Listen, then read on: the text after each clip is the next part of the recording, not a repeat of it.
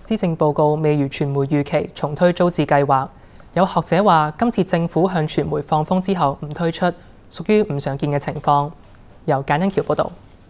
施政報告前夕，主流媒體都引述消息人士話，施政報告會宣布重推20年前嘅租者置其屋計劃，俾公屋住戶可以購買自己所居住嘅單位。有報道非常具體，連細節都有提到會以小規模方式推行，由房委會揀選幾條大約20至30年樓齡嘅屋邨，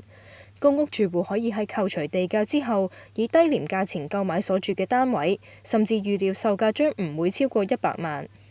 有電台更加訪問房委會資助房屋小組委員會主席黃碧如，引述佢認為重推計劃係好事，並話單位定價最低限度要收返建築成本。結果施政報告隻字唔提。有傳播學者話，政府喺推出重大政策之前，會先釋放消息俾個別媒體報導，以測試市場水溫，屬於約定俗成嘅做法。今次即係對部分觀察者可能有少少surprise 咧，就係覺得，咦，即係你放咗風之後，其實至少喺傳媒反映出嚟嘅反對聲音又唔係真係大得咁緊要啫。咁點解都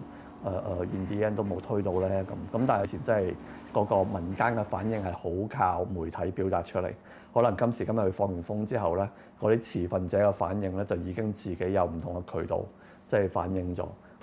佢話：傳媒喺處理呢一種情況有一定嘅難度，只要發放消息唔係作為推廣作用，符合公眾利益，就能夠達到專業。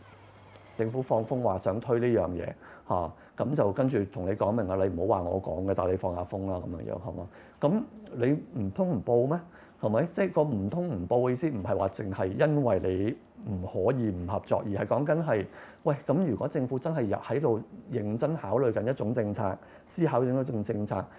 你咁樣報出嚟，